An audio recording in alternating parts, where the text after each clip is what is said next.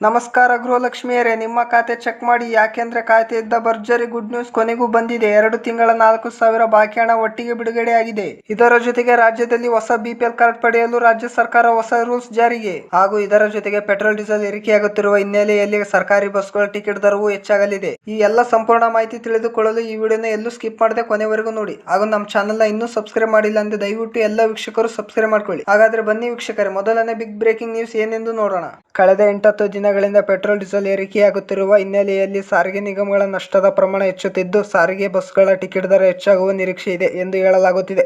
Diesel petrol ದರ ಏರಿಕೆಯ ಪರಿಣಾಮವಾಗಿ ಮತ್ತೊಮ್ಮೆ ಬಸ್ ಪ್ರಯಾಣ ದರ ಹೆಚ್ಚಳವಾದರೆ ದಿನನಿತ್ಯ ಸರ್ಕಾರಿ ಬಸ್ಗಳನ್ನು ಅವಲಂಬಿಸಿರುವ ಲಕ್ಷಾಂತರ ಪ್ರಯಾಣಿಕರ ಮೇಲೆ ಹೆಚ್ಚುವರಿ ಆರ್ಥಿಕ ಹೊರೆ ಬೀಳಲಿದೆ.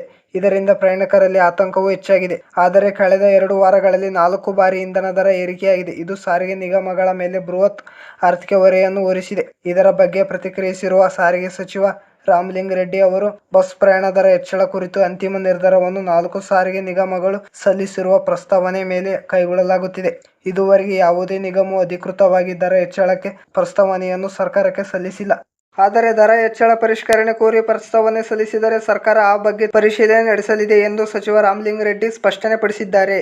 ಗೃಹಲಕ್ಷ್ಮಿ ಯೋಜನೆಯ ಮಹಿಳೆಯರು ಕೇಳುತ್ತಿರುವ ಪ್ರಶ್ನೆ, ಯಾಕೆ ಹಣ ಇನ್ನೂ ಜಮೆಯಾಗ್ತಾ ಇಲ್ಲ? ಯಾವಾಗ ಹಣ ಜಮೆಯಾಗುತ್ತೆ? ಈಗ ಸರ್ಕಾರ ಗೃಹಲಕ್ಷ್ಮಿ ಯೋಜನೆಯ ಫಲಾನುಭವಿಗಳ ಬ್ಯಾಂಕ್ ಖಾತೆಗೆ ಸರ್ಕಾರ ಒಟ್ಟು 2 ತಿಂಗಳ ಗೃಹಲಕ್ಷ್ಮಿ ಯೋಜನೆಯ 4,000 ಹಣ ಜಮಾ ಮಾಡುವುದಾಗಿ ಪ್ರತಿಯೊಬ್ಬರಿಗೂ ಗುಡ್ ನ್ಯೂಸ್ ಕೊಟ್ಟಿದ್ದು, ಮಾರ್ಚ್ ತಿಂಗಳ 29ನೇ ಕಂತು ಹಣ ಕೂಡ ಬರ್ತಾ ಇದೆ. ಹಾಗೂ ಏಪ್ರಿಲ್ ತಿಂಗಳ 30ನೇ ಕಂತು ಹಣ ಕೂಡ ಬರ್ತಾ ಇದೆ. ಈ ಮೇ ತಿಂಗಳ ಹಣನ ಕೂಡ ಸರ್ಕಾರ ಫಲಾನುಭವಿಗಳ ಬ್ಯಾಂಕ್ ಖಾತೆಗೆ ಜಮಾ ಮಾಡುವುದಾಗಿ ಗುಡ್ ನ್ಯೂಸ್ ಕೊಟ್ಟಿದ್ದು, ಗೃಹಲಕ್ಷ್ಮಿ ಯೋಜನೆಯ ಒಟ್ಟು 2 ತಿಂಗಳ 4,000 ಹಣ ಜಮಾ ಮಾಡುವುದಾಗಿ ಮತ್ತು ಮೇ ತಿಂಗಳ 31ನೇ ಕಂತಿನ ಹಣವರೆಗೂ ಒಟ್ಟು 6,000 ಹಣ ಜಮಾ ಮಾಡುವುದಾಗಿ ಗುಡ್ ನ್ಯೂಸ್ ಕೊಟ್ಟಿದ್ದು, ರಾಜ್ಯದ ಒಟ್ಟು 27 ಜಿಲ್ಲೆಗಳಿಗೆ 3 ತಿಂಗಳ ಗೃಹಲಕ್ಷ್ಮಿ ಹಣ ಸರ್ಕಾರ ಜಮಾ ಮಾಡಲಿದ್ದು, ಯಾವ ಜಿಲ್ಲೆಗಳಿಗೆ ಹಣ ಬರ್ತಾ ಇದೆ ಅಂದ್ರೆ, ಮೊದಲನೇ ಹಂತದಲ್ಲಿ ಬೆಂಗಳೂರು ನಗರ, ಬೆಂಗಳೂರು ಗ್ರಾಮಾಂತರ, ರಾಮನಗರ, ಚಿಕ್ಕಬಳ್ಳಾಪುರ, ಚಿತ್ರದುರ್ಗ, ದಾವಣಗೆರೆ, ಶಿವಮೊಗ್ಗ, ತುಮಕೂರು, ಕೋಲಾರ, ಚಾಮರಾಜನಗರ, ಚಿಕ್ಕಬಳ್ಳಾಪುರ, ದಕ್ಷಿಣ ಕನ್ನಡ, ಕೊಡಗು, ಹಾಸನ, ಮಂಡ್ಯ, ಮೈಸೂರು ಜಿಲ್ಲೆಗಳಿಗೆ ಮೊದಲನೇ ಹಂತದಲ್ಲಿ 3 ಕಂತಿನ ಒಟ್ಟು 6,000 ಹಣ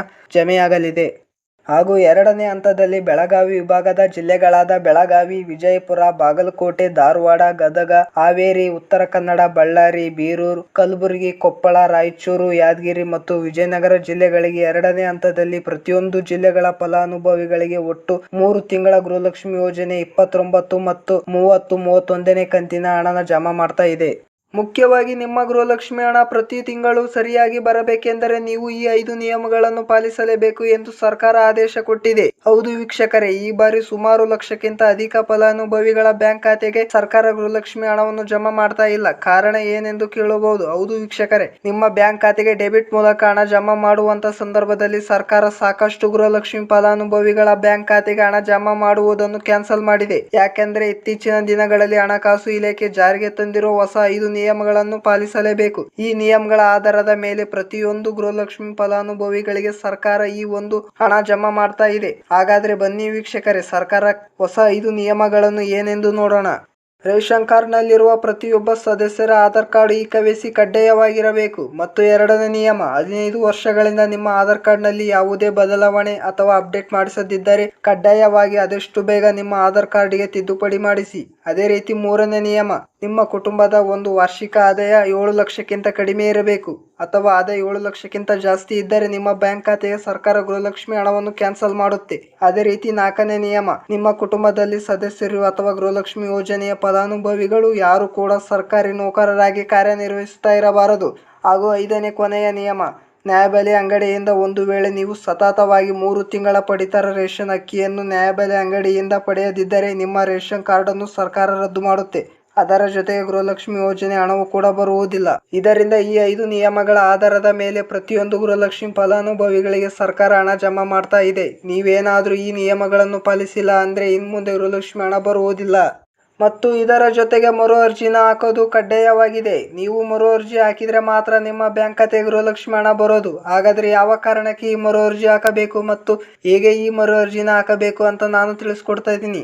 ಮೊದಲು ಯಾವ ಕಾರಣಕ್ಕೆ ಫಲಾನುಭವಿಗಳು ಈ ಮರು ಅರ್ಜಿ ಹಾಕಬೇಕು ಅಂದ್ರೆ, ಸುಮಾರು 3 ಲಕ್ಷಕ್ಕಿಂತ ಅಧಿಕ ಗೃಹಲಕ್ಷ್ಮಿ ಯೋಜನೆಯ ಮಹಿಳೆಯರು ಮರಣ ಹೊಂದಿದ್ದಾರೆ. ಈ ಮರಣ ಹೊಂದಿರುವ ಫಲಾನುಭವಿಗಳ ಒಂದು ಹೆಸರನ್ನು ಗೃಹಲಕ್ಷ್ಮಿ ಯೋಜನೆಯಿಂದ ಸರ್ಕಾರ ಕ್ಯಾನ್ಸಲ್ ಮಾಡಬೇಕು. ಯಾಕಂದ್ರೆ ಫಲಾನುಭವಿಗಳ ಬ್ಯಾಂಕ್ ಖಾತೆಗೆ ಇನ್ನೂ ಕೂಡ ಹಣ ಜಮೆ ಕಡಿಮೆ ಆಗ್ತಾ ಇದೆ. ಇನ್ನು ಕೆಲವರು ಎಟಿಎಂ ಕಾರ್ಡ್ ಮೂಲಕ ಹಣ ತೆಗೆಯುತ್ತಿರುವ ಹಿನ್ನೆಲೆಯಲ್ಲಿ ಸರ್ಕಾರ ಮರಣ ಹೊಂದಿರುವ ಫಲಾನುಭವಿಗಳನ್ನು ಪತ್ತೆ ಹಚ್ಚಲು ಈ ಮರು ಅರ್ಜಿ ಹಾಕುವುದು ಕಡ್ಡಾಯವಾಗಿದೆ.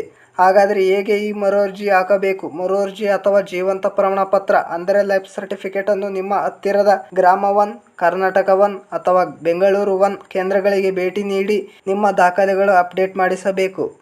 ರಾಜ್ಯದಲ್ಲಿ ಹೊಸ ಬಿಪಿಎಲ್ ಕಾರ್ಡ್ ಪಡೆಯಲು ರಾಜ್ಯ ಸರ್ಕಾರ ಹೊಸ ರೂಲ್ಸ್ ಜಾರಿಗೆ ತರಲು ಚಿಂತನೆ ನಡೆಸುತ್ತಿದೆ. ಏನಿದು ಹೊಸ ರೂಲ್ಸ್? ಸಂಪೂರ್ಣ ಮಾಹಿತಿ ತಿಳಿದುಕೊಳ್ಳಿ. ಹೌದು ವೀಕ್ಷಕರೇ, ಕರ್ನಾಟಕದಲ್ಲಿ ಹೊಸ ಬಿಪಿಎಲ್ ಕಾರ್ಡ್ ಪಡೆಯಲು ಕಾಯುತ್ತಿರುವ ಲಕ್ಷಾಂತರ ಕುಟುಂಬಗಳಿಗೆ ಇದೀಗ ಭರ್ಜರಿ ಸಿಹಿ ಸುದ್ದಿ ಸಿಕ್ಕಿದೆ. ಆಡಳಿತ ಸುಧಾರಣಾ ಆಯೋಗವು ರಾಜ್ಯ ಸರ್ಕಾರಕ್ಕೆ ಮಹತ್ವದ ಶಿಫಾರಸು ಮಾಡಿದ್ದು ಹೆಚ್ಚಿನ ಆದಾಯ ಇರುವವರಿಗೂ ಬಿಪಿಎಲ್ ಕಾರ್ಡ್ ಸಿಗುವ ನಿರೀಕ್ಷೆ ಹುಟ್ಟಿಕೊಂಡಿದೆ. 2017ರಲ್ಲಿ ರಾಜ್ಯ ಸರ್ಕಾರ ಬಿಪಿಎಲ್ ಕಾರ್ಡ್ ಪಡೆಯಲು ಆ ಸಮಯದಲ್ಲಿ ವಾರ್ಷಿಕ 1,20,000 ಆದಾಯ ಮಿತಿ ನಿಗದಿಪಡಿಸಲಾಗಿತ್ತು. ಆದರೆ ಈಗ 1,20,000 ರೂಪಾಯಿಯಿಂದ 3 ಲಕ್ಷ ರೂಪಾಯಿಗೆ ಹೆಚ್ಚಿಸುವಂತೆ ರಾಜ್ಯ ಸರ್ಕಾರಕ್ಕೆ ಆಡಳಿತ ಸುಧಾರಣಾ ಆಯೋಗವು ಶಿಫಾರಸು ಮಾಡಿದೆ. ಈ ಶಿಫಾರಸು ಹೆಚ್ಚಿನ ಆದಾಯ ಹೊಂದಿರುವ ಕುಟುಂಬಗಳಿಗೂ ಹೊಸ ಬಿಪಿಎಲ್ ಕಾರ್ಡ್ ಸಿಗುವ ನಿರೀಕ್ಷೆ ಇದೆ.